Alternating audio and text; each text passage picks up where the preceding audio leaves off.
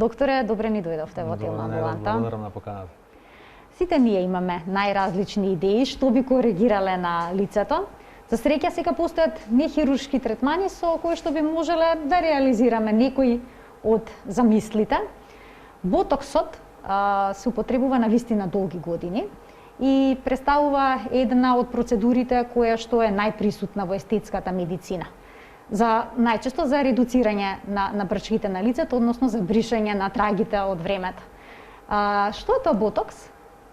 Ботоксот е еден продукт кој е практично дел од природата. Тоа е продукт кој го токсин, ботулинов токсин, кој на времето бил многу, да кажем, познат по опасни работи. Таа бактерија Clostridium која го продуцира била, значи, извор и на неколку, да кажем, епидемии кои што се случиле обично во тие расипани конзерви или недоволно термички обработени кобасици. Зборувам за нешто што е историја во медицината и што сите студенти на медицина го учат.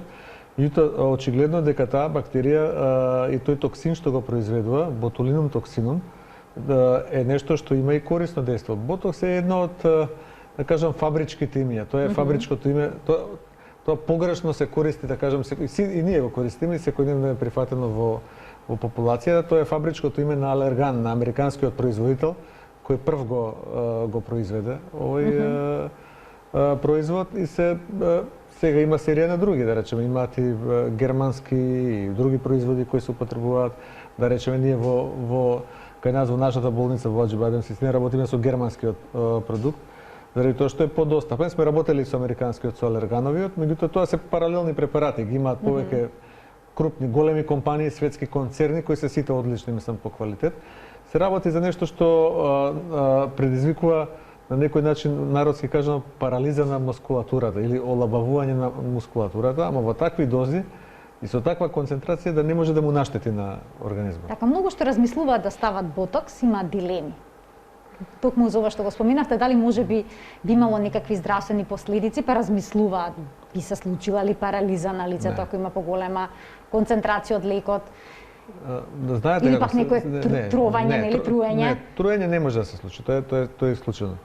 Кај послабо верзиран раковач со ботокс, значи ако е некој што нема толку многу искуство во апликацијата, можни се одредени грешки кои ќе доведат до одредени асиметрии на дел од лицевата мускулатура. Така, може веѓата некогаш може, но тоа лесно се коригира и да се крене, после денели се дојде во точна една точка, се многу малку се боцно и таа се нормализира и тоа се работи кои или не знам, понекогаш се случуваат и други некои ретко, други некои исто така работи кои може лесно да се коригираат.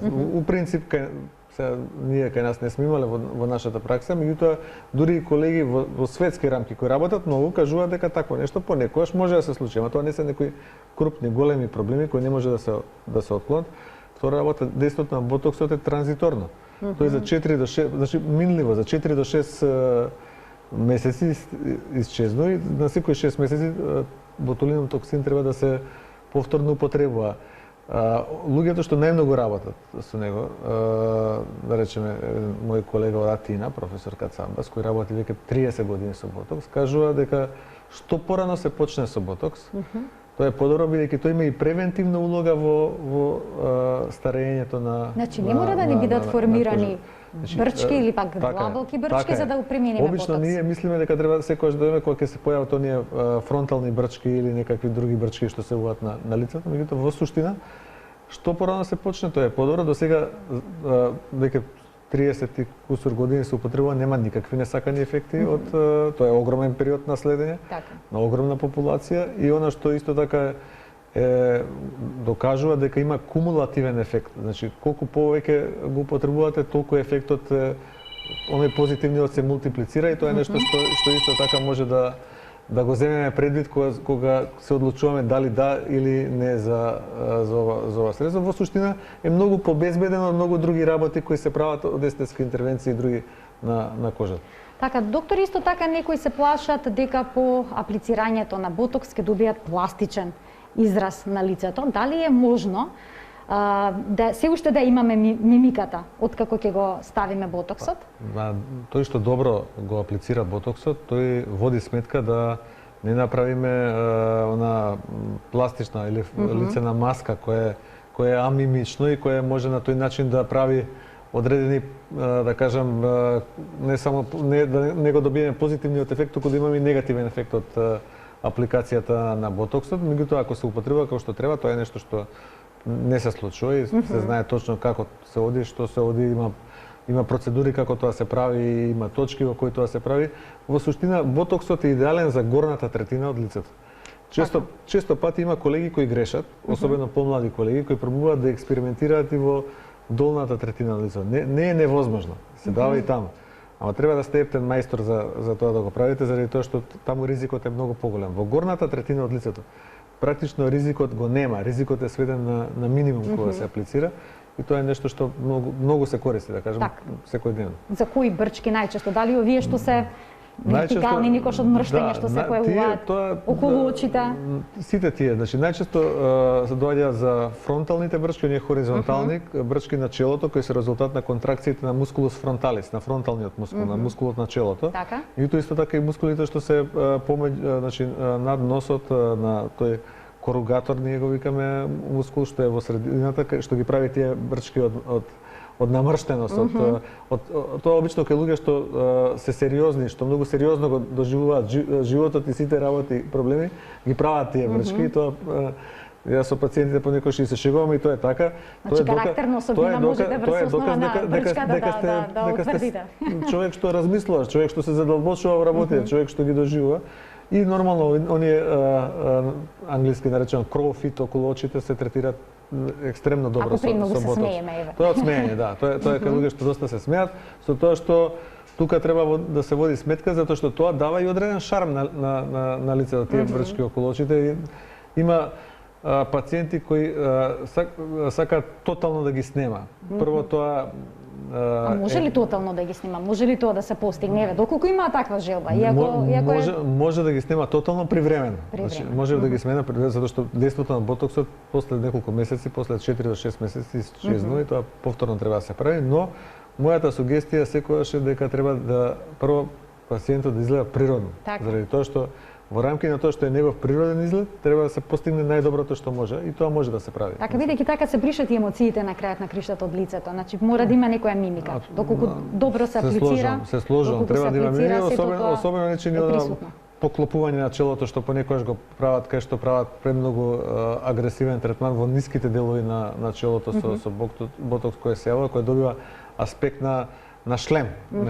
Тоа е нешто што е неубаво. Јас не им го советувам на тоа на нашите пациенти да не инсистираат толку во тој дел да се работи, затоа што ефектот не е таков како што би требало да биде. Докторе, може ли лифтинг да се на лицето да се направи со ботокс на вратната регија и слично?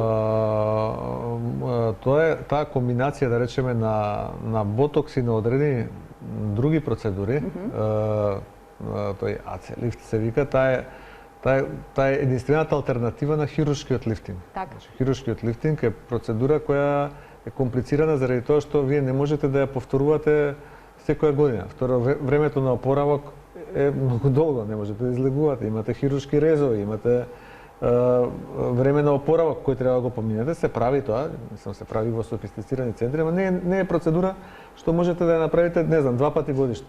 Со ботокс во комбинација, значи со дејство значи заедно и со филери, и со лазерска употреба, со комбинација на ретинол локален и на витамин С. Значи тоа е нешто што може да доведе до затегнување на кожата, до подигање, значи до лифтинг, до подигање на кожата и до стимулирање на нов колаген под дејство на оваа лазерска енергија, до извлекување на затегнување на мускулатурата. Тоа е единствената паралела која се почесто се користи затоа што е минимално инвазивна. Така.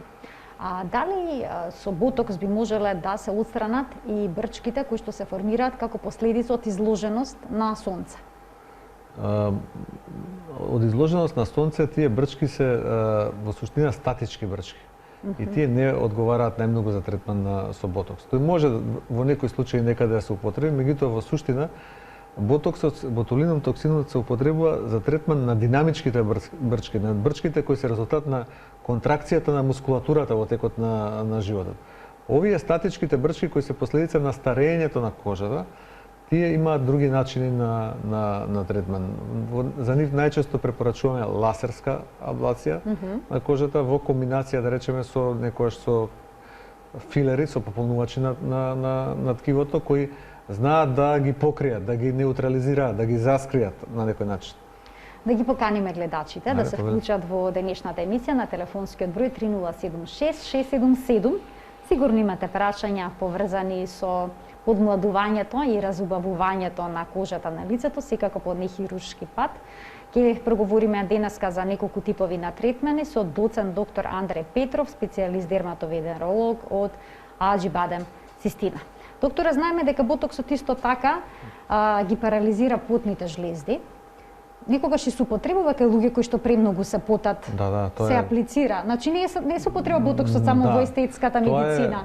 Тоа е метода на избор за прекомерно потење. Така. Значи таму кај што не можеме со антиперспиранти, значи со дезодоранси или со одредени кремови, имат кремови што се за контролирање на хиперхидрозата, некои од овие козметичките куќи ги прават многу добро сега, напреднати им се студиите и прават доста успех за тој дел. Мито ботоксот е апсолутно идеален за третман, особено на аксиларна, подпазови хиперхидроза. Тоа е нешто подобро средство нема. Сега доколку ботоксот се аплицира на лицето, дали и потењето на лицето ќе се намали во деловите каде што е нанесен ботоксот? Тоа начинот на апликација е поинаков заради тоа што длабочината на апликација која се третира хиперхидроза е различна. Тогаш одите поблиску до, да кажем, до овие жлезди кои лачат и затоа начинот како се аплицира на лицето всушност не го афектира многу потењето, меѓутоа има начини како со одредени мезотерапии, одредени случаи кои може да се користат да се постигне некаков ефект. Меѓутоа главниот ефект на овие долги изводни канали на потните жлези во пазовите е начинот што таму се влегува длабоко, подлабоко се аплицира ботоксот. Тоа е за разлика да речеме околу очите или некој место каде што е прилично плитка на апликацијата на ботулинум токсинот. Така. Сега некои се прашуваат што се случува со кожата на лицето откако ќе помине ефектот на ботоксот. Нема нешто што е штетно. Кожата е нормално. Така едноставно кожата се одморила во меѓувреме. Нормално е, кожата се едноставно таа потоа вообичаено тој што ќе почне да користи еднаш ботокс, не застанува само со еднаш. Значи првиот пат е стравот, тоа што почне се да се надмине, а потоа кога гледа дека навистина ефектот е супер, дека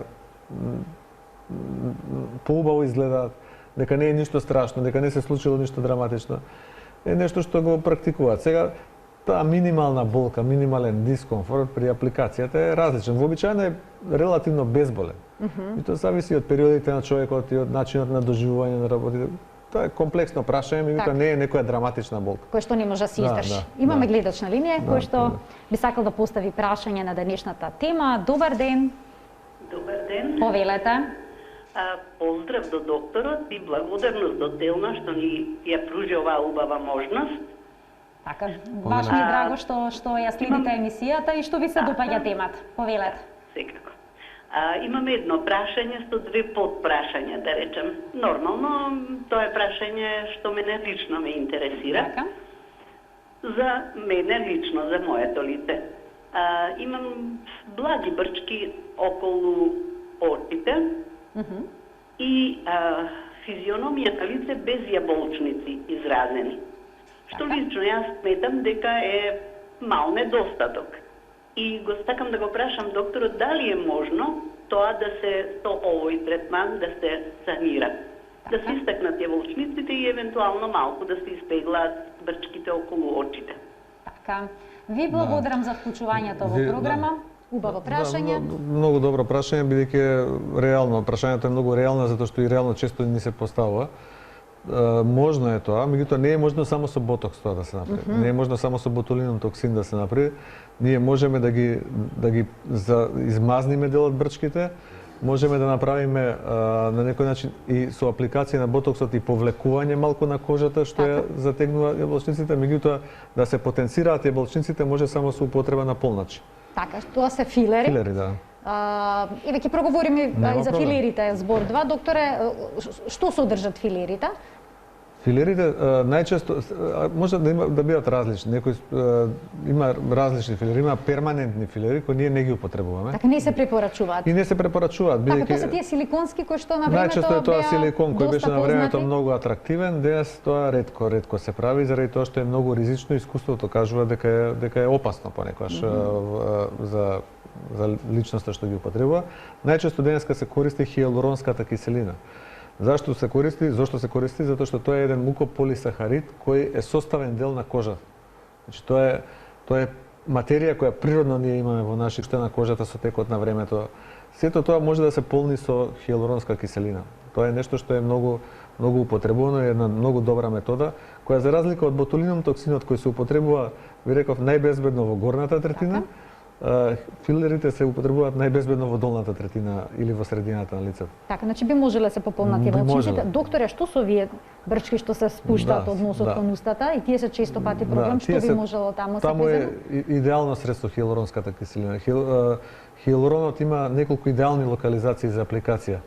Тоа е покрај овие делови што се јаболчниците, што може да се користат, може да се боцка во овие назолабијални бразди се викаат, оние брчки што одат покрај носот, значи под образите, према аглите на устата, во самата уста, за нагласување, за аугментација на устата, кај оние луѓе кои немаат нагласен уста, тоа е нешто што може да се... Оние брчки што се вуваат Тие над мариот- устата, пушачки, Да, брчки пушачките, што ги нарекуваат? тие мариотови брчки, тие се доста тешки за третман. Значи таму може да се проба со ботокс, значи на тие места може да се проба со ласер, да се стимулира нов колаген, меѓутоа честно кажано се прилично тешки за третман, за разлика од овие другите, затоа што се многу комплексни во нивната настанување, ама се третираат и тие. Кога зборуваме за хијалурон и ботокс, уште едно прашање за ботоксот, колку често можеме да го употребуваме? Има ли граница после која не би требало да го аплицираме? Нема таква граница. Нема таква граница. Тоа е нешто што се додека сметаме дека имаме потреба. Се додека сметаме дека имаме потреба, тоа можеме да го употребуваме. Тоа е многу безбедно средство. Јас често пати го преферирам во однос на филерите. Филерите се малку покомплексни за апликација. Тоа е нешто што е понекоја знае да направи проблем ако се прават некако што треба, да речеме, да направи некој грануломчиња на кожата и така натаму. За разлика од ботоксот кој е една безбедна работа која може да се употребува постојано, филерите не секаде на одредени места, меѓутоа на овие места кај што ви кажав, тие се нешто што може да се употребува многу добро заради тоа што после 6 до 9 месеци тие се ресорбираат. Тие подлегнуваат на нормалниот процес на ресорбција на овој материјал во кожата, во организмот и на тој начин треба само да се додаде потоа тоа што повторно исчезнало, затоа што тоа не е траен ефект. Така. Сега кога се употребуваат филери со хијалурон, дали треба постепено хијалуронот да се внесува во организмот или можеме да очекуваме веднаш да ги добиеме посакуваните резултати? Ефектот е моментален. За разлика Сметам во однос на количината. Моментален ефект, за разлика од ботоксот, и тоа е исто убаво да се каже, пациенти кои доаѓаат на ботокс сега се кога ќе излезам каков ќе бидам. Кога ќе излезеш ќе бидеш ист или ќе бидете иста. Меѓутоа за неколку дена почнува ефектот на ботулином токсинот. Значи неколку дена по аплицирање. Не, веднаш се аплицира тој. Ама ефектот се постигнува после неколку дена. Клучниот ефект е некаде по недела, 2 се гледа, затоа за 2 недели секој се прави така наречен, ние го нарекуваме, тоа е англиски термин, македонскиот би бил контролен преглед за мала доапликација, значи touch-up третман се прави со ботокс за 2 недели, каде што ако има некаде потреба да се додаде, се додава. За разлика од тоа, кај филерите во моментот го имате ефектот што го сакате. Значи пациентот излегува различно од тоа што влегува. Значи тој волнуван што ќе се стави веднаш се гледа, бидејќи е волумен. Тука не се чека да се на некој начин инхибира мускулатурата па да ја олабави контракцијата што треба неколку дена кај ботулинум токсинот, туку кај филерите веднаш се инјектира волумен, количина која на тој начин го пополнува тој простор кој бил празен, кој бил спуштен, кој бил таков како што личноста не би сакала да го гледа и ефектот е моментален. Многу често жените сакаат да ги пополнат устните и да Многу често, имаат право сте. волумен. Пречесто, но некогаш добиваат и некој кај паткаст изглед. Како тоа да се Тоа е- спречи? Тоа се расправаме понекогаш со пациентите, како да ви кажам, има добро за вкусовите не може да се дискутира, различни се, Но сепак кога во нешто ќе се претера, тоа нема врска со убавина. Да, меѓутоа, да, јас се сложам целосно на истиот став сум. Мислам дека тука се претерува и дека треба да се биде критичен. Мојот став секогаш е затоа што има што се случува. Кога дојде пациент ќе рече сакам 1 милилитар, обично 1 милилитар е некоја минимална доза што се устата, да ставиме во устата нема проблем. Се случува после тоа да дојдеш нешто добро, докторе, може ли уште 1 милилитар да ставиме во устата? Ја стварно сум многу задоволна, ali би сакала уште малку повеќе од ова да доминира устата. 2 милилитри е максимот кој јас го аплицирам. Еднаш ми се случи да дојде пациент кој сакаше уште 1 милилитар, викам не може, вика зашто ме враќате ке платам? Не можете да платите. Не правам она што е спротивно прво на моето убедување, второ на она како јас естетски го гледам пациентот. Така да во право сте претеруваат дел и тоа е веќе онај комерцијален ефект кој не е добар, кој некои го користат. Меѓутоа од друга страна и самата личност вие не можете да влезете у конфронтација со неа, како таа се доживува, дали се замислува дека така е поубава или не е поубава, тоа е нешто во кое вие немате право да полемизирате, вие можете само да кажете јас како доктор од стручен аспект не мислам дека тоа е исправно и ова повеќе не можам да го спроведувам. Ако вие сакате, вие можете да побарате некој кој тоа ќе го правите, меѓутоа во суштина тоа не е добро. И затоа не повеќе мојата препорака до гледачите е никогаш повеќе од 2 мл.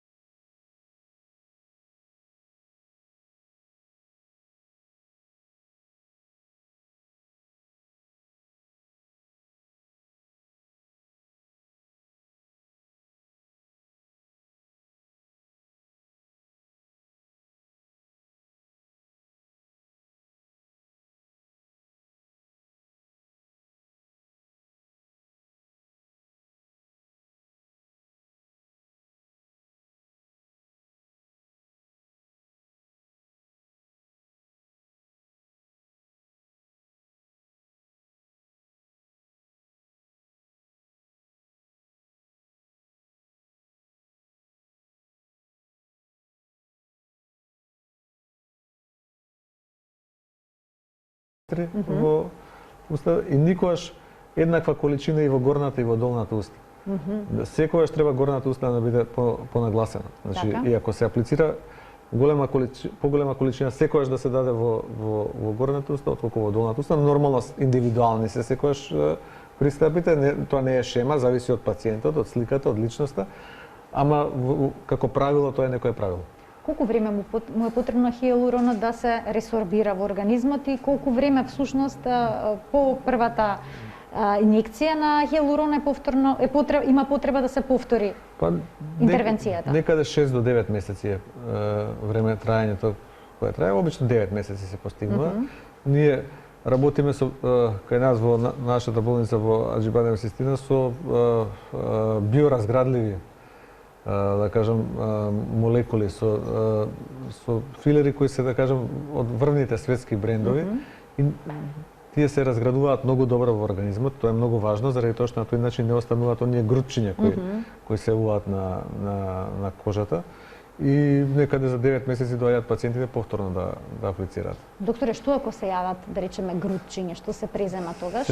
Се инјектира една инјекција која се нарекува еден ензимен хијалуронидаза, се вика, и таа го разградува хијалуронот таму. Значи, доколку не сме задоволни од ефектот, тоа може има начин да се... Може да се направи, исто како и кај ботоксот, да речеме, ако се јави, има некои, да речеме, капки за очи, пошто е спомнав таа симетријата на што може да настане, кој може да таа привремена птоза ако се јави некаде со да ја коригираат јодипини и така например. Има различни методи на корекција, меѓутоа секогаш треба да е тенденцијата да не дојдете во потреба да коригирате и она што е основна водилка моја кога ќе дојде пациентот треба да му објасните се убаво. Затоа што има едно правило, објаснувањето пред третманот е објаснување. Објаснувањето по третманот е извинување. Така. Значи секогаш е потребен лекарски преглед, всушност. Секогаш е потребно да никогаш на прва апликација, понекогаш се случува да го правиме, меѓутоа тоа е нешто што се избегнува максимално. Тоа е кај оние пациенти кои се агресивни, кои сакаат дента да завршат се. Такво дојде времето, денес сите сакаме се денес во моментот да направиме, брзаме се. И брзо да се разубавиме. Брзаме за се, немаме време за ништо и се во моментот. Значи треба да слегне, треба сликата малку да легне, треба малку да човек размисли како тоа ќе го направи. Треба на крај крајшта да ви ги соопшти сите можности, сите користи, сите потенцијални негативни, да кажам, ако ги има такви можности да се случат, тоа се прави пред да се аплицира. Проблемот е што често пати тоа не се прави и на брзина се прават процедурите. Кога луѓето ќе дојдат после тоа се оние објаснувања и извинувања, ама тоа може вака, тоа може така.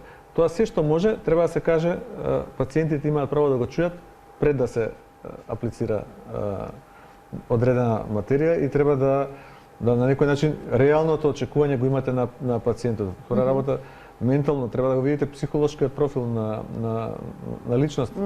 На некоја личност вие можете најдобро да ја завршите интервенција, меѓутоа повторно да биде незадоволен. Кои се најефикасните третмани за подмладување на кожата? Денеска ни појаснува доцент доктор Андре Петров, специјалист по дерматовенерологија од Аџибадем Систина.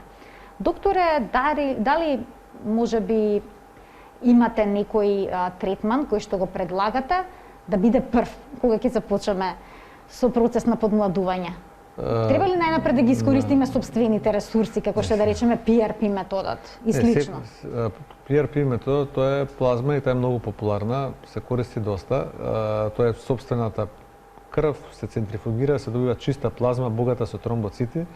Тоа е метод кој е многу стар, кој порано почнал со непрочистена плазма и заради тоа го добил насловот Vampire Lift, бидејќи личат како со тоа црвенило со тие на лицето, тоа е како вампирски лифтинг е наречен тогаш. Денес тоа многу посуптилно се прави и не изгледа така како што изгледало на почетокот кога се правила, ефектот е добар. Како се изведува? Може ли да појасните? Се вади крв од личноста, се центрифугира во центрифуга, се добива чиста плазма, обично околу 0,5 кубни сантиметри, 0,4, 0,6, зависи како кај кој, и потоа таа се нанесува во лицето, или со игла, се боцка внатре во лицето, што е добра метода, која јас ја преферирам, бидејќи на тој начин е ефектот многу поснажен, малку е поризична, зашто на некој место може да чекнете некој капилар па да направите некоја мала модринка, ама таа ретко се случува и плюс е транзиторна, поминува, како некаде да сте се удриле малку или да некој капилар мал да ви испукал и тоа е поминува. меѓутоа е многу подобар ефектот, а може да се аплицира и со дермапен, со едно пенкало со игли која е под голема фреквенција вибрира и ја буши кожата на повеќе места. Може да се нанесува и со дермаролер, со оние, да кажем, тркалца со игли со кои се поминува кожата и на тој начин се мултиплицира ефектот. Тие ги користиме кога сакаме покрај плазмата која се инјектира да предизвикаме и така наречениот microneedling ефект или да се стимулација со тие игли со ударите во кожата која стимулира нов колаген. Така, со самата повреда на кожата. Да, со самата повреда на кожата се стимулира нов колаген, тоа е исто метод кој е научно докажан дека е тоа така, не е импровизација, меѓутоа во суштина многу добар е ефектот кога се инјектира внатре во кожата, јас тој го преферирам. Таа работа може секој да ја користи, таа е неповрзана со возраст. Друга работа која може да ја користи секој, тоа се хемиските пилинзи. Значи тие особено light пилинзите. Не зборам за агресивните deep pill кои на вистина некој треба на пациентот да му кажете недела дена нема да излегувате од дома после тоа, да очекува дека нема да излегува недела дена. Што тоа значи, ќе му се излупи целата кожа? Да, ќе се лупи кожата, партали ќе паѓаат, ќе биде црвенило, ќе има, кој постепено ќе се повлекува, тоа е тие силни пилинзи, длабоки пилинзи тоа го прават. Меѓутоа тоа е така треба да биде, а овие што се благи пилинзи, тие пациентот може да си отиде на работа после тоа, да дојде од сабања, да си заврши работа и да оди после тоа да работи слободно, да се движи низ град. Никој тоа нема ни да го примети, а до другиот ден па нема да има никаков трак од тоа. Што се постигнува всушност, да речеме со PRP? Дали може да се ублажат борите, да се подобри тонусот на лицето или не се применува за таа улога? За тоа се применува, за да се ублажат борите, за да се подобрат тие, да кажам, уедначеноста на лицето да биде поинаква го освежува лицето, му дава одреден сјај. Тоа го прават и пилизите, тоа го прави и PRP, тоа се методи кои ние високо ги препорачуваме. Меѓутоа, ако вие ќе одиме по градација, што е прво, а што треба да биде последно? Обично прво секоја се оди кај луѓе што доаѓаат за комбинирани третмани. Пилингот е пратечки третман. Ќе дојде за ласер, за ботокс, па потоа оди на пилинг. Не може во исто време тоа да се аплицира и не обично е подобро да биде после тоа. Како еден период на одржување после тоа поагресивна метода, особено ласерот, фракционен CO2 ласер кој сме го спровели. Го споменавте ласерот? Да. Каков ефект можеме да добиеме од ласерски третман? Ласерот, ние имаме 4, практично 5 со еден кој го користиме комбинирано со други колеги ласерски системи, меѓутоа за оваа намена се користи фракционен CO2 ласер, кој е метода број еден избор за подмладување на кожата и за третман на лузниот акни, значи за отстранување на одредени флеки, пигментации на кожата и за по-лајт, по-лесни, да кажам, така наречениот soft resurfacing, што го правиме, или по-лесно подмладување, го користиме така наречениот ербиум јак ласер, кој исто така е многу добар за оваа намена, значи и со двата работиме за подмладување на лицето. Во суштина се стимулира создавање на нов колаген, кај што ефектот се гледа после 6 месеци, максималниот ефект од третманот, а на самиот почеток се гледа оној првичен ефект, тоа е така наречената површна аблација. Он невидливо ласерот површно го сече слојот на кожата и на тој начин овозможува да оние имперфекции на површината на кожата, оние несовршености што се јавуваат, флеки, пигментации, не знам, одредени запушени лојни жлезди, мали израстоци на кожата, не знам, некои депозити на масно ткиво, да ги снема. Тоа е начинот како се користи и тоа е метода која е многу популарна и многу добра, се прави многу и е, да кажам, тренд во естетската дерматологија, заради тоа што се постигнува добар ефект, а минимално инвазивна метода е со тоа што оваа метода, особено ласерската аблација, исто така на пациентот треба да се каже да знаете дека 5, 6, 7 дена ќе имате црвенило на лицето. Колку време трае ефектот од ласерот? Некаде 2 години. Значи некаде 2 години и тој може да се повторува. Обично после 2 години може да се повтори, меѓутоа тој се прави, тие третмани се прават сукцесивно. Обично се прават 3 или 4 во пакет на растојание од 2 недели или на растојание од месец дена, зависно од модалитетот, од тоа како ќе се решиме да го спроведеме. Кога се користи ласер за подмладување на пределот околу очите, дали треба да се биде посебно внимателен? Многу внимателен. Ласерот е многу добро средство за овие модри кругови под очите што ги имаат некои кои се конституцијални подочници. И тука често пати ме прашуваат прво зошто се јавуваат. Едното е генетика, а второто се нашите животни навики. пушиме ли, внесуваме ли течност, значи како спиеме. Ако спиете со главата свртена со лицето спрема перницата, нормално дека целата таа течност што е во кожата, таа влече надолу. И тоа е нешто што најголемите имиња кои работат, да речеме, и ова естетска хирургија го советуваат да се избегне на пациентите. Тоа не е нешто така приказна, тоа е апсолутно еден од главните фактори кои до тоа доведуваат и генетиката. И лазерот успешно тоа може да го коригира, меѓутоа треба да се штитат очите со метални очила. Се стават метални очила кои ги заштитуваат и металот е совршена заштита, ништо не може да продре. Значи во име на убавината да се обидеме да спиеме на грб? Па во име на убавината да се обидеме да не спиеме со лице, ако не тешко е на грб. Тешко во текот на сонот не се контролира. Ама па не мораме да спиеме свртени спрема перницата, може на страна малку, може, особено кај пациенти кои аплицираме ботокс. Им кажуваме дека тоа не смеат неколку дена да го прават. Не смеат да се наведнуваат, не смеат склекови да прават, не смеат да спијат со свртени надолу, затоа што ботоксот треба да дифундира спрема горе, спрема мускулите во кои аплицира, не спрема долу да се спушта и да предизвика некаква од тие несакани ефекти. Докторе, ви благодарам за вашето денешно гостување во Телма амбуланта, навистина интересен разговор со многу корисни информации пред се за гледачките. Мислам дека најчесто жените доаѓаат за корекција или има и мажи? Најчесто доаѓаат жените, во право сте, меѓутоа има во последно време и мажи кои доаѓаат, нити тоа не е веќе некоја табу тема, доаѓаат и мажите. Така. Да. Сите сакаме да изгледаме подобро. Така. Под влијание сме и на медиумите, нели сите зборуваат за вечна младост, таа може очигледно да се постигне само, односно се подмладиме само на ваков начин по 40-та година. Се сложам. Не се доволно само креми тогаш, така? Само креми за лице. Митот за вечна младост постои одамна, митот за убавина ќе постои додека постои човештвото и кремите се нешто што секако е добро и ние го советуваме, меѓутоа не се секогаш доволни, во право сте. Ви благодарам уште еднаш за гостувањето. Благодарам на поканата. Почитувани, ова беше се во денешната емисија. Доцент доктор Андре Петров, специјалист по дерматовенерологија од Аџибадем Систина, беше наш гостин кој што појасни какви третмани се препорачуваат и кои се најефикасни за подмладување на кожата на лицето. Ви благодарам за вниманието со кое што не следевте. Се гледаме секој работен ден во 13:45 секако на телевизија Телма. До гледање.